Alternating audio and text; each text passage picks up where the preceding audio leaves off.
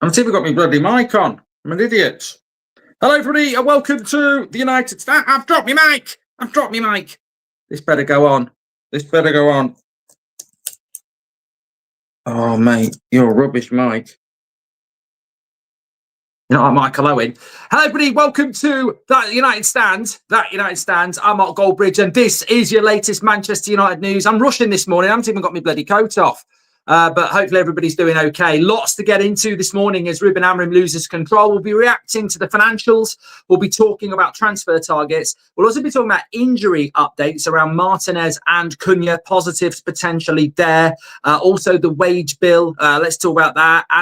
Elliot Anderson, more leaks coming out. The club not happy about that. Michael Carrick being linked to Manchester United this morning as well. What do you think about that? I just think it's rotation. Carrick, Solskjaer, Amorim, Mourinho, who's the next manager? We've done it all. We've seen it all. We've tried it all. Nothing's working. And we're losing control again. I mean, even this morning, there's talk of the Ineos and Glazer ownership not being happy that they thought they'd got rid of all the leaks and the leaks are back again. I just think answers on a postcard. Is it even possible to steer the good ship, Manchester United, back now? I mean, as I said yesterday, I think there's people who are just terminally negative and don't even know how to be positive. But Diz is 50 today. Happy birthday, Diz. Is there a Mason Mount update, says Deck? There is. We'll talk about that as well. But look, first of all, before I get into anything, I just want to say, like a lot of people are talking about Man United's financials being good. I don't think they're good. I don't think they're good. There's people talking about Man United's financials being good. Like somebody was knocking one out about how Man United's wage bill is lower than Arsenal's for the first time ever. Well, bloody hell. Why didn't you tell me?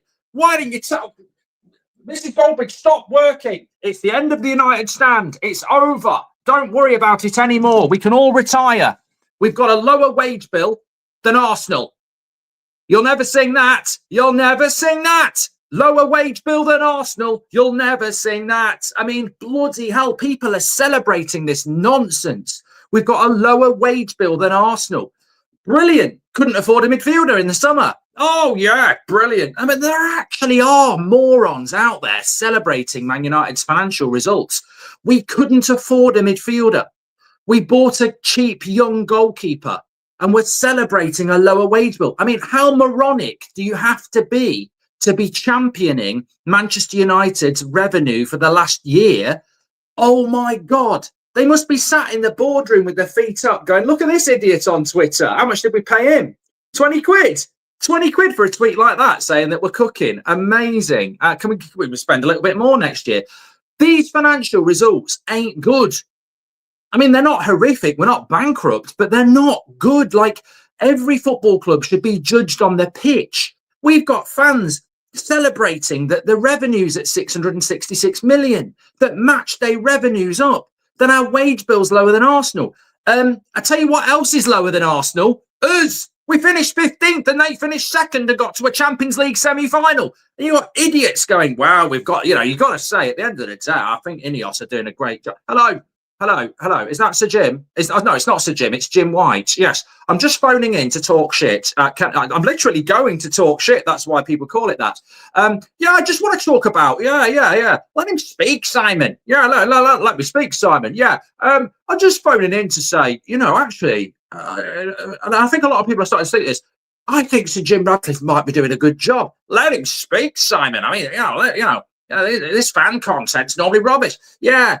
We've got a lower wage bill than Arsenal. Match day revenues up. He's sacked half the workforce, and we're still, working. I walked past Old Trafford and the sign's still on. So, everything's still working. Got a lower wage bill than Arsenal. I think it's about time some people gave Sir Jim some credit. Yeah. Bye. Oh my God.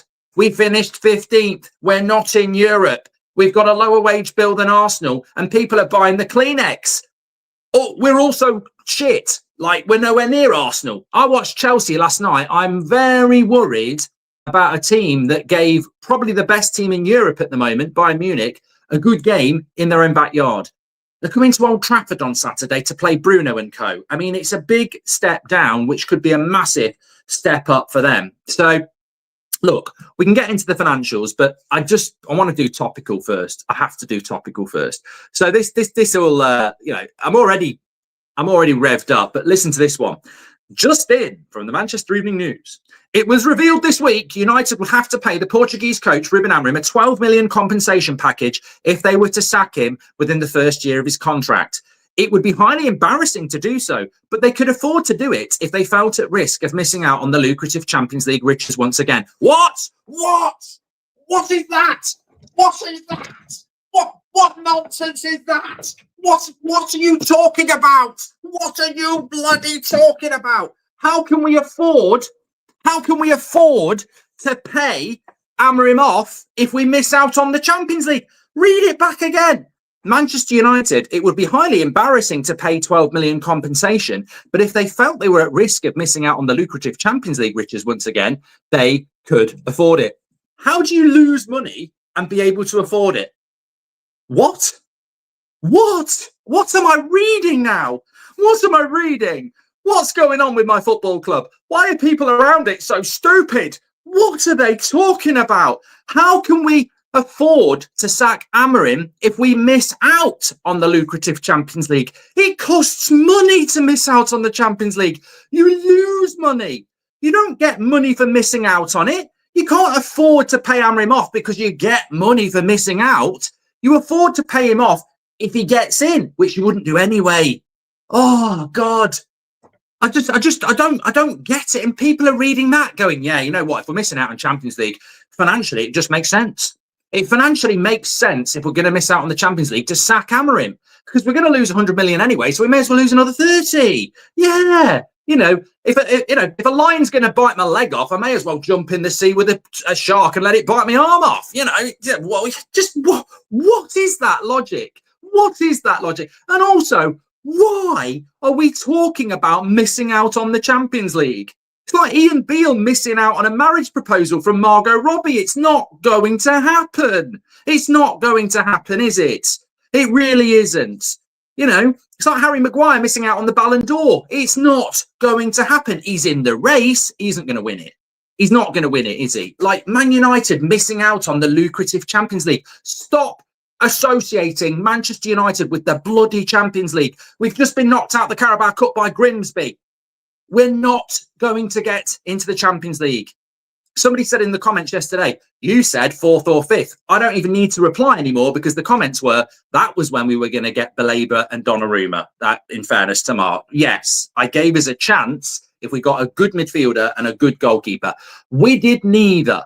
So why are we talking about the Champions League? It's almost like the media, certain aspects of the media are so desperate to see Manchester United fail that they spew shit out their arse and mouth about Amorim is costing Man United hundreds of millions of pounds because he's going to miss out on the Champions League.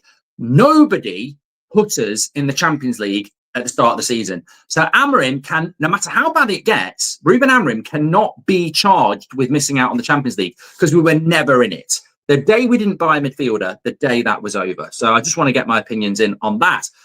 Also coming in this morning, not necessarily from the best of sources. I've seen it floating around a little bit. Manchester United are not happy about the amount of leaks that are coming out from in and around the football club. They thought it had gone and they feel like it's, undermining the manager and undermining the club. The leaks will never go because breaking news, most of them are made up. Nobody is ringing up from the Man United dressing room Samuel Luckhurst in the Manchester Evening News because they don't like him. They're not ringing up the Daily Mail. They're not ringing up the Athletic. They're not doing it. All these leaks are coming from friends of a friend of a friend or imaginary friends. So players aren't actually leaking about being unhappy with the dressing room, with the formation, with the system, etc., etc. It's just traditional media doing what traditional media do. There isn't actually those types of leaks coming out. The bottom line is we're not playing badly because of leaks.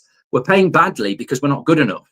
Like we're not a top 6 team. Nobody can construct a Man United side that's better than Newcastle or Spurs. It's impossible. I started my FC26 career mode yesterday for Manchester United. I pinned the link in the live chat. Go and check it out. I'm live again at about 5.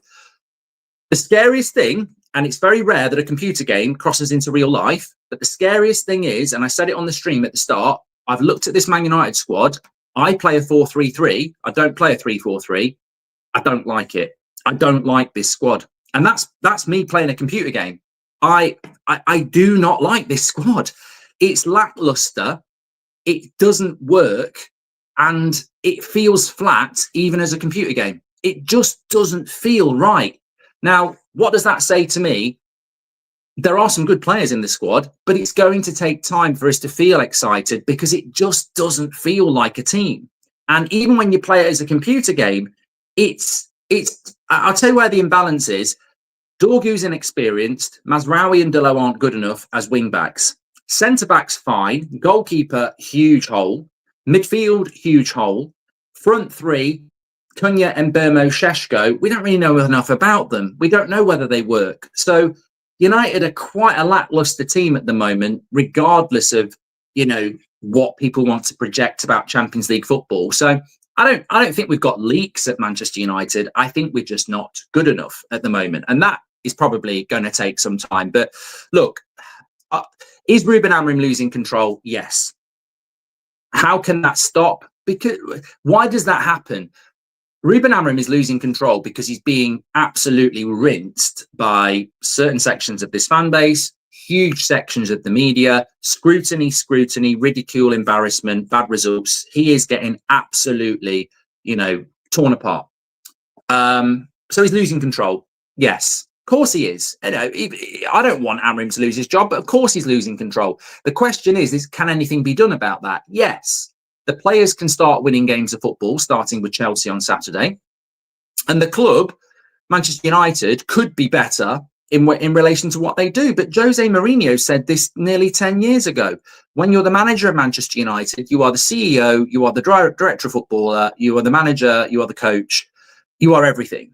And realistically, we don't act like a big football club. I mean, I was watching Chelsea last night and I was like, I'm not getting off my chair again. I'll give myself a hernia. I was watching Chelsea last night and I thought, for all the ridicule of Chelsea, and they've had their ups and downs, and they're a club that's been under scrutiny, but I watched that Chelsea side and it's inexperienced. There's no real experience in that team. There's very few players over the age of 25. They're an inexperienced side, but they have a unity. I mean, look, you can get at Chelsea, you can score goals. Their defence is not as strong as maybe their midfield and their attack. And I think their goalkeeper, is a bit hit and miss. But there's a unity in that Chelsea side, even against Bayern Munich, who I think are one of the best teams in Europe at the moment. They've started the season off so well. Chelsea stayed in the game. They stayed composed. They kept working. Even when they conceded, they kept going. There's a togetherness. There's an organisation. And when I look at Chelsea, it doesn't feel like Maresca's the guy. Maresca's the coach. It doesn't feel like Maresca dictates the football club, because Todd Bowley's very, front of house, and there are other people at that club. And it feels like a football club that is, moving in a direction, a vision. Okay. And maybe Maresca won't be part of that. Maybe he will. I watched Garnacho come on for Chelsea and I'm like, look at him. Just look at what he's doing. And I'm not talking about the Pat Butcher haircut. I'm talking about the passing. He gets the ball, and the first thing he wants to do is pass because he's shitting himself. He wants to pass. He wants to please. He wants to be part of it. He gets the ball and he's looking to pass all the time. The minute he walked into a Man United shirt, he thought he was Maradona. He never want to pass, get the ball, run at people. Even when he was coming off the bench as a teenager, he was running at people, not looking to pass. He's been at Chelsea for 5 minutes and he's bloody passing. And you go, it is bigger than Garnacho starting to pass. Obviously, it's a bit like an ex-girlfriend who, wouldn't do certain things with you. Then, she leaves you and the next night she's doing it with half the bloody, Anyway, the point is, people change when they want to prove a point. Of course they do. But also, you can see that the Chelsea setup is far, far better than Manchester United in relation to unity. And we can talk about Liverpool, but Liverpool are winning Premier League titles. There are Newcastle. Newcastle are another example. They play as a team. They pass when they pass. They work together. They work hard. We don't have this at Manchester United. We haven't had this for a long time, and we don't have it now. We don't have a unity where somebody's got somebody else's back, where if you misplace a pass or you don't pass, it's like, why have you done that? Let's work together. It's throw your hands up in the air. Everybody plays as an individual because the club is run like that. There's a longer point there. Chelsea have a vision, Liverpool have a vision, Arsenal have a vision, Man City have a vision, Newcastle have a vision, even Spurs have a vision now. Manchester United don't have a vision from the top, and that's why the players take the piss. We're losing control. Every manager loses control because the club isn't run like a football club. There's no respect in it. It's all like, it's almost like, take your dad to school day, when he walks in and goes, hello, everybody. I'm Sir Jim Radcliffe. I run Ineos. I made lots of money from petrochemicals and cycling. And I'm now running a football club. And, at the end of the day, we can't have any champers here because it's a school. But at the end of the day, it's just a bit of a laugh. It doesn't really, the lads are having a good time. It's not my main issue. I'm making a lot more money. I'm making a shitload of money out of shares. And for me, this is just a bit of a laugh. I even said the club was going to run out of money at Christmas. That wasn't true. So it's not. I think people take it a bit serious. For me, it's a weekend venture, something to do if I'm, if I want to. So yeah, and we're not running the club like a football club. It's not serious. I literally would rather have, I don't know what I'd rather have, but I don't like this. I think we just expose managers all the time. Players get off the hook. I'm tired. I don't know about you, but I'm tired of watching other Premier League clubs that shouldn't be on the level we are running their team, their club better than us. There's no accountability, and there should be some leadership. Jason Wilcox, silent. Omar Barada, silent. Sir Jim Radcliffe, silent. You're running the football side of things. You never say a bloody word. It's Amorim. And you know what? We're all alive and kicking to why this happens, because basically, they only talk if we're doing well. You only get the interviews when things go well. You get nothing when things are going badly. And that's because we have to scapegoat the manager, and then it's just the cycle continues. So, yeah, Amorim is losing control. Yes, there are going to be, this is going to continue. But at some point, somebody in that football club has got to realise it costs a lot of money to sack managers. It costs a lot of money to have to keep buying players. And also it costs a lot of money when you can't get rid of the previous manager's shit. It would save them a lot of money, and we would be a better run football club if we had, people who were in power who actually were respected. I don't sense that Bruno Fernandes gives a shit about Omar Barada or Sir Jim Radcliffe, and I doubt De Ligt does. I doubt Mazraoui does. I doubt any of them really give a shit, because it's just so detached. But I guarantee you, Reece James gives a shit about what Todd Bowley thinks, because it's Todd Bowley's got rid of people like Conor Gallagher and people like that, and he's very hands-on. Yeah, I've said it for a long time. We need way more front-facing CEOs, director of football, sporting directors, owners. Accountability should be public, not behind closed doors. There has been enough failure at this football club for people to start coming out and saying it shouldn't be just the manager saying we need open heart surgery. It shouldn't be just the manager saying the players aren't running. Why is Sir Jim Radcliffe not doing it? Why is Omar Barada not doing it? Why are they not doing the job they're paid to do? Maybe it will make a difference when we have a CEO or a Sir Jim Radcliffe coming out and saying, I watched that game at the weekend. It's a Manchester derby. Players aren't running. This is not what the fans want to see. This is not what I want to see, and it's going to change. And these players need to realise or ship out. Why would you not say that as Sir Jim Radcliffe? Why would you not? Because you're not going to do that? Because it's fake? Because the players are in control? There needs to be far more accountability at the start of the football club. Yeah, you watch Newcastle tonight against Barcelona Stansin. I think they might win. Why are Newcastle living the dream? Why are Spurs living the dream? Why are we living the nightmare? Because the club's being run into the ground, and you've got people out there. I mean, look, let me just go through this. You've got people out there celebrating that we've got a better wage bill than Arsenal now. Maybe, just maybe, Man United's wage bill being lower than Arsenal is a bad thing. I mean, I don't want to be out there and come up with something a little bit niche, but maybe Arsenal are finishing higher in the league than us because they're spending more money better than us. maybe we're dropping down the league and our wage bill is dropping because we're getting worse. Maybe we're getting what we pay for. Because I look at, some of the headlines of the financials. I don't think a lot of people understand these financials for a start, but Manchester United's broadcasting revenue was down £50 million last year. Match day revenue went up by £25 million. We are going to play the least amount of games in a season this year for 111 years.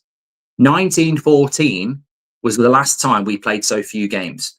So your match day revenue might be up for last year, but we're about to play about 20 games less than we normally would expect. That match day revenue is coming down. So, I look at those financials and I go, remember last season, we played all the way to a final of the Europa League. And there was a few events like sacking half your workforce that saves you a lot of money. I don't see financially Man United being in a good position in the next, 12 months. But some people are going, oh yeah, I've got a lower wage bill than Arsenal. And I'm like, you know what? We couldn't afford a midfielder. Our goalkeeper, which is really important, is a cheap kid from Belgium who we're going like that. Let's hope he's going to work. Arsenal, Liverpool have just spent close to £500 million each. Their wage bill being bigger than ours, well, hello, it's about to get a lot bigger than ours because they've got guaranteed revenue of £100 million each year that we don't have. Those wage bills are going to go up. And some of our fans are going to be going, yeah, well, we shouldn't be paying stupid wages. We paid shit wages to shit players. I don't care giving somebody 250 grand a week if it's Saka. I don't mind giving somebody 250 grand a week if it's Declan Rice. Or, what I do mind is giving it to Mason Mount, who was injured before we even bought him. That's why you need to bring your wage bill down. We're not bringing our wage bill down because it's bad to pay big wages to good players. We're bringing our wage bill down because we've been paying shit to shit for too long. And that has fundamentally put us in this situation. But there are people in this fan base who are sort of obsessed with cost cutting. Oh, they're doing a great job. We're not playing bloody Monopoly. We're trying to be the best team in the world. You should spend money. And we are trying to save money. And I'm sorry, I don't jump around singing lower wage bill than Arsenal. You'll never sing that because that worries me. It actually worries me that we're seeing a deterioration before our eyes and people think it's something to celebrate. I didn't want the Ineos to come into bed with the Glazers to, cut costs. I'm not celebrating people losing their job. I'm not celebrating us cutting costs. I'm not celebrating us having a low wage bill when we're shit on the pitch. We've got no midfield. That midfield is a joke. The first thing I did was buy 3 midfielders on my career mode. That midfield is an absolute joke. The only movement in our midfield is where Manu wants to go next. Goalkeepers terrifies me. I don't think we've got... You know what? You also notice it on FC26 as well. You watch when you play it as a Man United. Come back and tell me I'm wrong. The first thing you do is go, I need a backup striker. The only player I've got is Šeško because Xerxes is not a striker. Like the first thing you do is you go, I can't play Šeško every game for 90 minutes. We need a striker. It's the first thing I did is like, I need a striker. I need to get a striker in. There's deficiencies in that squad, massive deficiencies in that squad. I need to get some of your comments in. I want to talk about injuries next because there are some big updates around that. But also, can I just say, apologies last night. That's the first time in months I've not done an evening show, and it was totally on me. Didn't get back from London till about 1 o'clock the night before last. And then yesterday I was working through some stuff and I just didn't have time to do the 7 o'clock show, which, ultimately I was better off not doing it because I'd just been really aggy and stressed. So I cut it. But I am live tonight. Great show last week doing a live preview. So we're going to continue with that. It's a live preview for Chelsea tonight. I really enjoyed the interactivity of it last week. So we'll be doing that. Get involved. Hader says, if a staff member of United Stand was underperforming for almost a year, how much more time would you give him? This is elite sports. You're either performing or you're out, says Hader. I think he's talking about Ruben Amorim. If somebody at the United Stand was underperforming because I didn't give them a computer or internet, then that's on me. And I'd provide them with what they need before I sacked them. And then if I gave them everything they needed and they failed, I would remove them. Boom. They are silent because realistically they are business people and they're extremely successful. We won't have a change in at least 5 years or more, says Arctic. Hader's back again. Amorim Innes, since his arrival, what is the biggest positives you've seen on the football pitch? Maybe we will get our first back-to-back win soon, says Hader. Chelsea's bought and sold 45 players since 22 to make it work for them. Our owners claim the club is broke and fans blame the manager. Ghost 92, great point. Why couldn't Amorim get Garnacho to pass, says Keel. Why couldn't Ten Hag get him to pass? I don't know. Culture. But to be honest with you, why couldn't Bruno make him pass? You know, why couldn't Rashford make him pass? Why couldn't Luke Shaw make him pass? Because they couldn't be asked. It's not, you know, when I watch Garnacho passing, I don't think it's because of Maresca. I think it's because of the players around him. He looks intimidated by them. He looks like he wants to impress them. Whereas I think at United, he just wanted to impress himself. Patrick Lynch says, once again, the hierarchy at the club have let the manager hang out to dry, just like with every previous manager. Wilcox and co don't say anything because they know it will remind people they have played a part in all this. I think that's, you know, Patrick's always the voice of reason, but I think that's great. I think sometimes the reasons to Jim Ratcliffe or Omar Barada or Jason Wilcox don't do interviews is because they don't want to put themselves in the firing line, out of sight, out of mind. I mean, you know, we hear about Barada and Wilcox when we're signing Sesko. We don't hear about them leading from the front when we're losing to Man City, or, you know, we're getting knocked out by Grimsby. No, that's not my job. It's cowardice, and it's been happening for a long time. Woodward was the same. Murta was the same. I think we're going to beat Chelsea if everyone's back, says Robert McCormack. I did say we'll get something about Chelsea, but that's for tonight.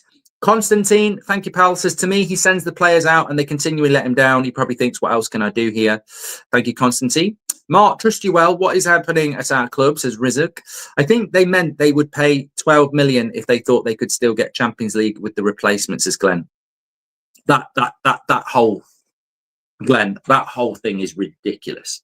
You know, if there's a football fan in this community that thinks we could sack Amorim now for 12 million and get the 100 million from Champions League football, I don't even know what to say to you. There is no manager in world football that is taking that squad to the Champions League. Not from this point. Not a chance. Not a chance. It's not going to happen. I think they meant, thank you, Glenn. After the derby, there are things you wanted Ruben to change, but the guy literally said he will not change, and there's only one way to get change, says Hader. Hader, you're obsessed with sacking Amorim. That's great. You don't need to tell us 3 times. Like, you're not an MP, you're not a politician, and you're not the Prime Minister. You're not here to convince people of your own thoughts. You're expressing yours. That's great. I think Bruno will play in the midfield at the weekend. I saw, another tentatively crap source talking about Anderson in January. Obviously, Baleba will still get mentioned. We have to buy a midfielder, but we had to buy a midfielder a few weeks ago and we didn't. The scary thing is, and it's a fair point, if we do buy a midfielder, I suspect they will play next to Bruno Fernandes. I've said this to you multiple times. I think life is layered. I don't think it's green and red. I think Amorim is sacking it. I think people forget this. I haven't seen anybody who is Amorim in sit there going, he's doing a great job. We just need to back him. You know, I can see everything's going well. I don't see that, and I don't hear that. I do see a sack him, get rid of him, and then people, you say for who, and they go, well, that's not my job. And I find that ridiculous. But where I sit, and I think some people do as well, is picking Bruno in the midfield is going to sack himself. Absolutely. It's funny on my career mode, actually. You should watch what I did with Bruno. He is in the team and playing a 4-3-3. He is not in the midfield too. He's playing as a 10. But playing Bruno in the midfield, he will sack himself. I'm absolutely convinced of that. I just don't think it's going to work. And therefore, you sort of left going, well, he's going to sack himself. And that's sort of where I am. I don't see any other outcome other than him being sacked at the moment. But that can change, but that's where I am. But that's different from being Amorim out. I'm not Amorim out because I just think that for a multitude of reasons, it's wrong. It's massively wrong to sack a manager within 11 months. It's massively wrong to spend £200 million a few weeks ago and then sack a manager. It's massively wrong to blame the manager exclusively for this, that when the players and the owners keep doing it, at some point, and I keep saying it with every manager we sack, at some point we've actually got to look at why we're always in this position. And people will go, yeah, but look at the results, look at the results, look at the results, look at the results, look at the system. And look, that's a valid thing to say. But I would say, look at what happened with Jose, look at what happened with Van Gaal, look at what happened with Rangnick, look at what happened with Ollie, look at what happened with Ten Hag, look at what's happening with Amorim. Like, yeah, the results aren't good, but the results weren't good for Ollie and he got sacked, and Ten Hag and he got sacked. In some ways, the results cloud the vision of every manager needed to be sacked because of results. But how do we end up in a position where the results get this bad? Is it the manager every single time? And that's my problem with people who go, look at the results, look at the win ratio. You know, he's got to go. Obviously, results are why managers get sacked, but every single one of our managers has been sacked in the same circumstances because results become extraordinary, unfathomable. Performance becomes ridiculous. Why is it that Manchester United over the last 10 years, consistently, we very rarely get players playing above 6? On the player rating system, 6 is average, 5 is below average, 7 is good. Why is it for 10 years, consistently, we very rarely get more than 2 or 3 players above a 6? And yet it's always the manager. And I know, having been a manager and been a player, that once I go onto the pitch, the player rating I get is not on the manager. That's on me. I can play in a team that gets beat 4-0. I can still put in a 7 or an 8. I can play in a team that wins 4-0 and I can still put in a 4. So why is it we always never figure this out, that consistently loads of our players are always below average? And yet we all know countless examples of players that play in poor teams. Like Roy Keane got relegated with Nottingham Forest the season before he came to Manchester United. He was the best player on the pitch most weeks, even when they were getting turned over 3 or 4-0. You can still be a really good player in a really shit team because you take responsibility for your performance. And yet at Manchester United, how often is it we get beat? Very often. But how often is it when we get beat, you might look at 1 or 2 players and go, well, they were brilliant again. It doesn't happen. And it doesn't make sense. They have higher wages because they have better players. More career mode today, says CF26. Yes, it's back today. I'm definitely at 6. I'm trying to push it forward to about 4:30. So keep an eye on the channel. Links in the live chat. Why can't fans agree no change until the Glazers go, says MMA Takedown? Because it's a dream. Because it's a fantasy. And we're going to talk about the injuries now. But it's a dream and a fantasy.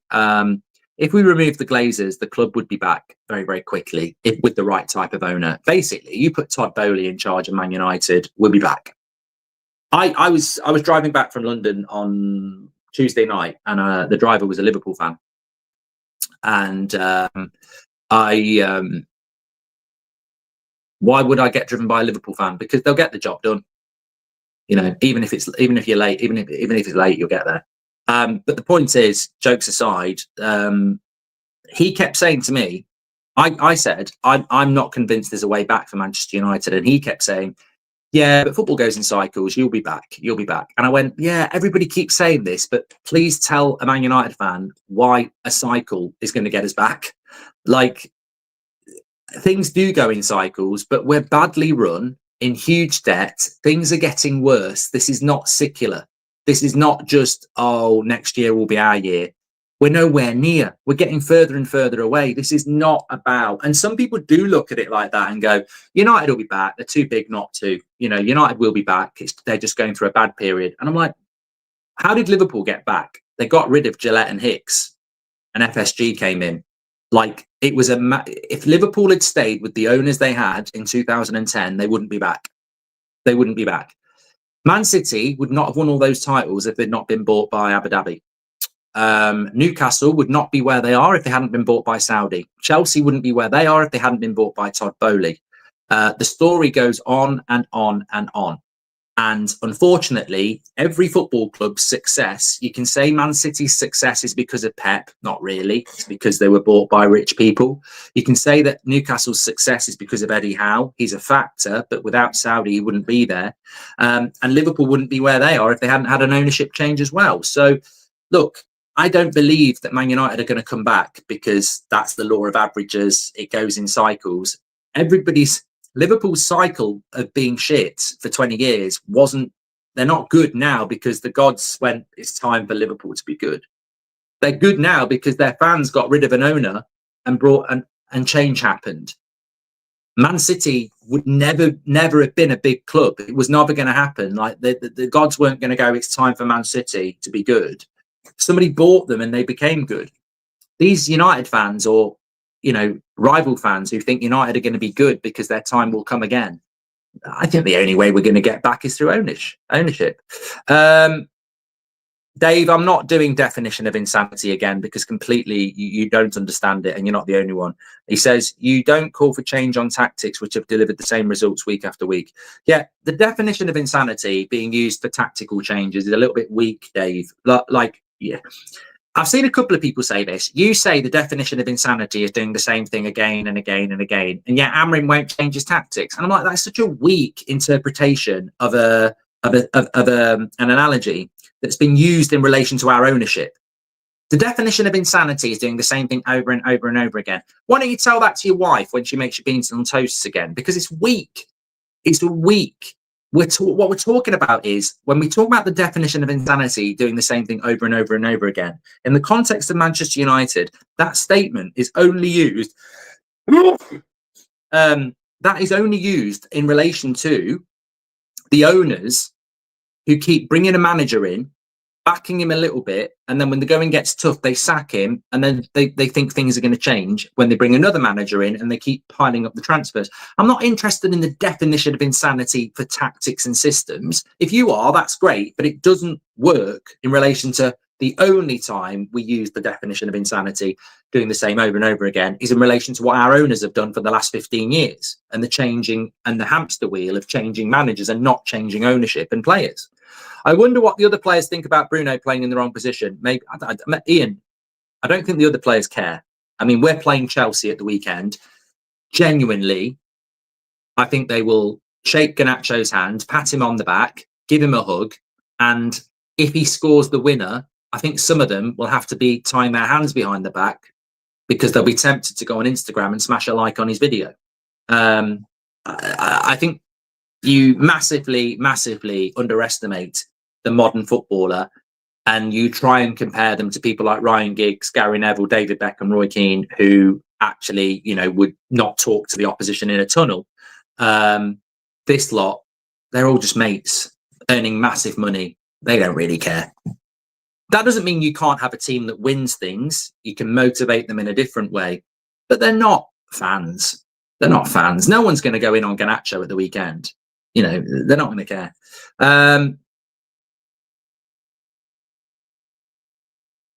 Why fans can't agree no change to the Glazers. Thank you very much. Right, I need to talk about the injuries because we're moving through. I knew this show was going to be all over the place this morning. So, injury updates. Martinez. We've been very good with the injury updates because we've got good info. So, I said this to you about 2 weeks ago. In the international break, Martinez will not be back until after the next international break. There was a ridiculous post from a stupid outlet about Martinez being with the squad for the Manchester derby, and people started to get excited. Martinez has only just started training on the grass, so he's not even doing contact yet. I don't even know if he'll be back after the international break. That's only what we've been told, but he's not going to be back before this international break, Lissandro. So, and I don't even think when he comes back in late October, he'll be starting. So I think with Martinez, it's going to be a long road back. Maybe he'll be starting games in November, hopefully. It is still good news that he's on the way back. The main news with Lissandro is, can he stay fit? In relation to Cunha, he's really close. He was always close. This is just United and their fitness department and their, health and safety rules. The first update we got on Cunha was the first week of the international break. I think it was a Tuesday. And we were talking about Cunha and Mount. And the updates were basically Mount's definitely out of the derby. And they were hopeful that he might be back for Chelsea. That's not the case. With Cunha, it wasn't as bad. And there was hope that he might be involved for the Manchester derby. United shut that down based on the advice they were getting from their fitness department. And again, they're shutting it down for Chelsea on Saturday. I think if this was a World Cup and it was Brazil, he'd have been on the bench for the Man City game and he would have been starting the Chelsea game. I think if this was, a game we needed to win to get into the Champions League, he'd be on the bench. But they're just overly protective of players, rightly or wrongly. But Cunha's not. The noise is that Cunha's not.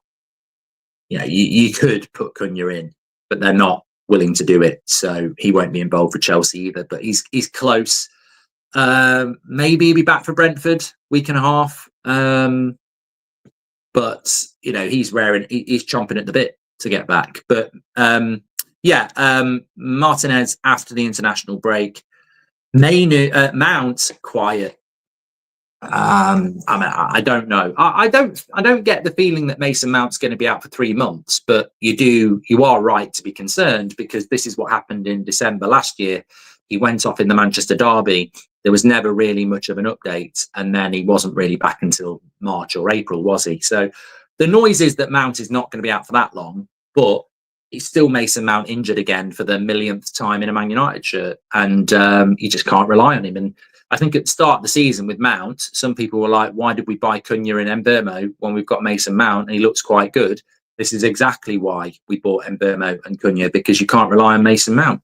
Absolutely horrific signing. It's not his fault. But United got scammed. I don't know how he got through the fitness department. I don't know how he got through the medical. Gave him 250 grand a week. We gave Chelsea 55 million pounds. And effectively, he should have been on a pay-as-you-play free transfer. You talk about financials and you talk about lowering wage bills and you talk about match day revenue. Mason Mount should be on 50 grand a week on a pay-as-you-play free transfer, and we paid 55 million and 250 grand a week. We got absolutely rinsed. When you look at his medical issues, he should be pay-as-you-play free transfer. If he leaves Man United, I don't think anybody would give him a contract. We got absolutely scammed. Absolutely scammed. DAP says Luke Shaw. I've got a video ready to go about Luke Shaw. I've got to put it out at some point. I have to. Anyway, coming back to the news. So, yeah, that's about that. Mainu, we didn't really talk about Mainu yesterday. There was a story about Mainu in Newcastle. There's a story this morning about Man City. I just think that, it's such a difficult situation, isn't it? Because there might, hypothetically, Pep Guardiola might look at Mainu and go, I like Mainu.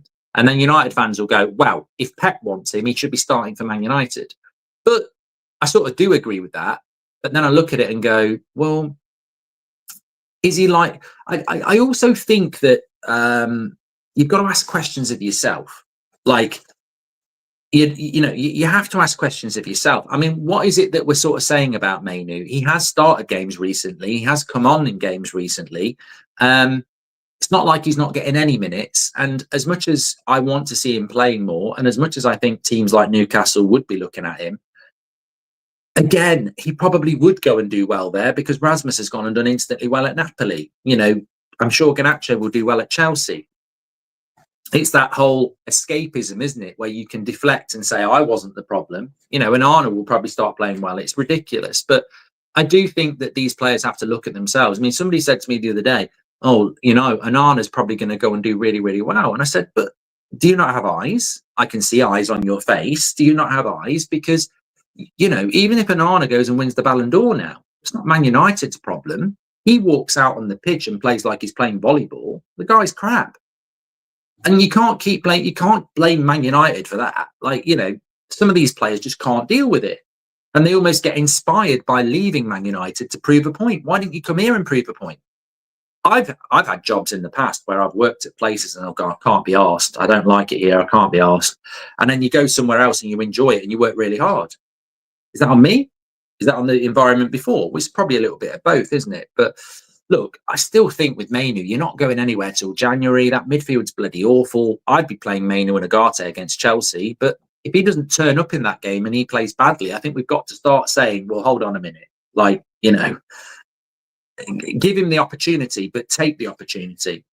He certainly didn't do that against Grimsby, and I certainly haven't seen him do that well this season. But, I mean, look, would I play him over Bruno Fernandes in the midfield every day of the week? And that is on the manager. Of course it is. What about Michael Carrick to Manchester United, Mark? I mean, honestly, I am so belligerent and immune and, indifferent about manager talk.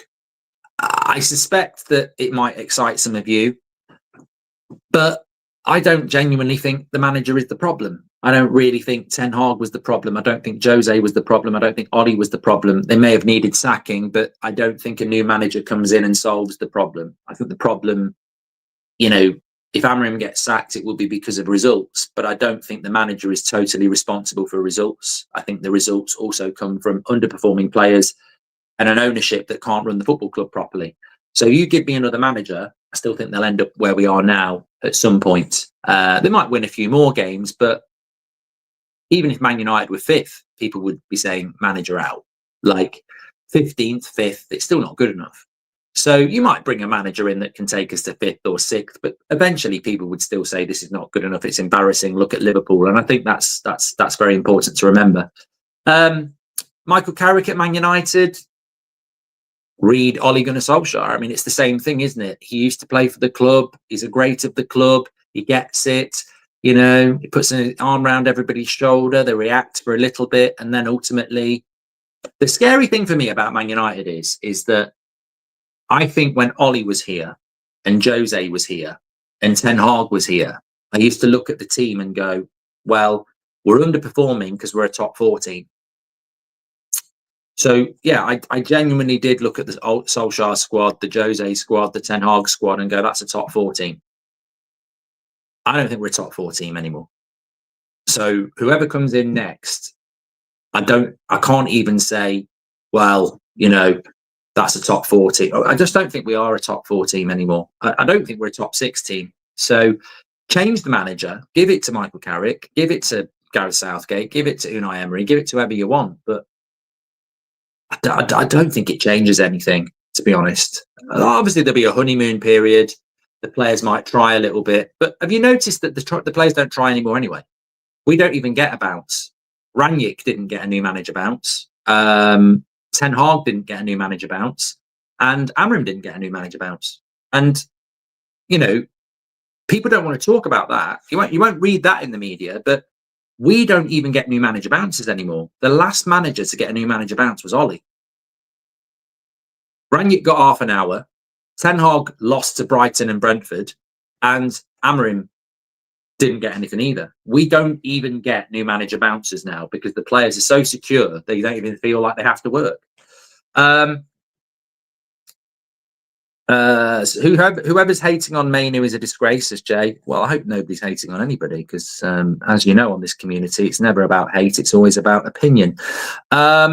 Seth says, even God can't save this team unless someone comes in and buys the whole team and appoints people who care about the team.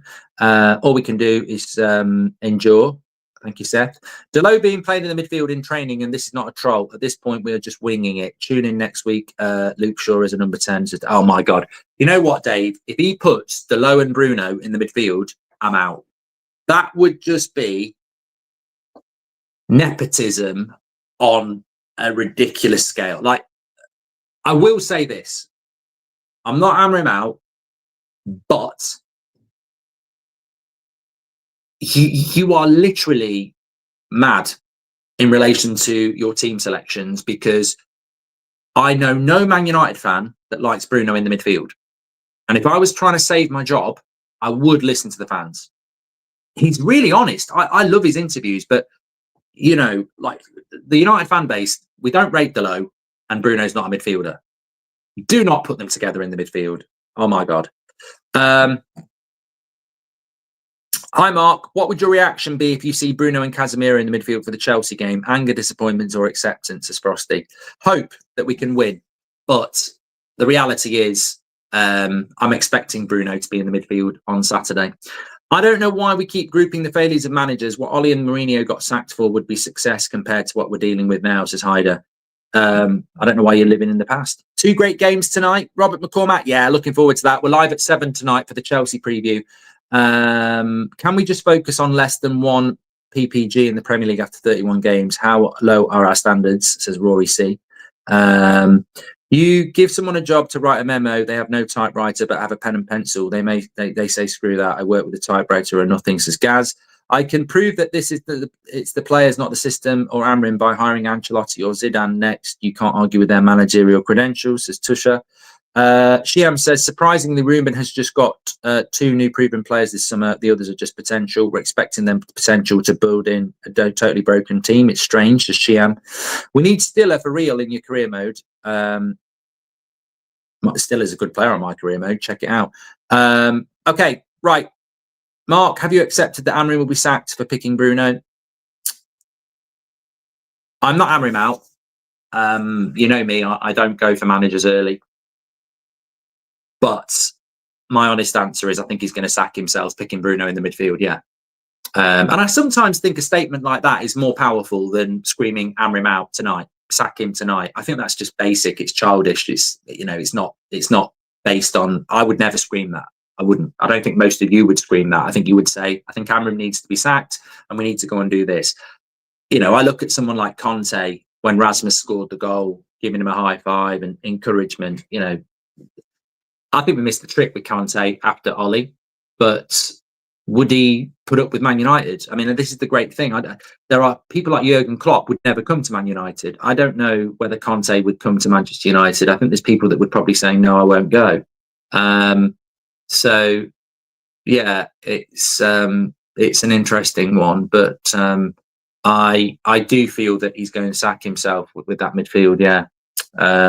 Team of 99 in Amorim's system, are they still losing, says JP? No.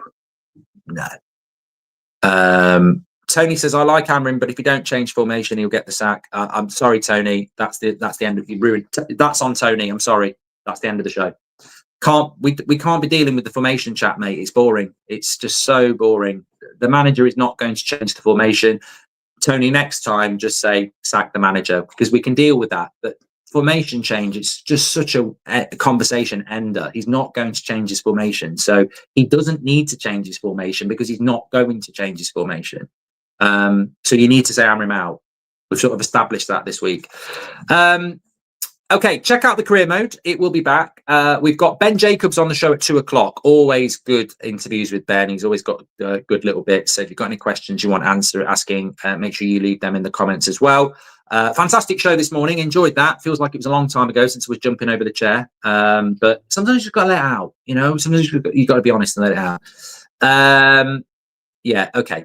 Live preview for Chelsea tonight. Really, really looking forward to that. It was brilliant last week for the City game. So tune in for that at 7. And check the career mode out if you like that sort of thing. I find the career mode quite interesting this year because it's not just a computer game. It's just I don't like that United squad. I do not like it, and it's the first time in a long time I've looked at it and gone, yeah, I'm not picking you. I mean, I haven't even got Agate, Casemiro, on Mount on my bench. Xerxes not on my bench either. I just took them all out. I've kept them, but they're on the bench. They're not even on the bench. I'm sort of like, meh, you know. Anyway, thanks for watching. I'll speak to you in a bit. Take care.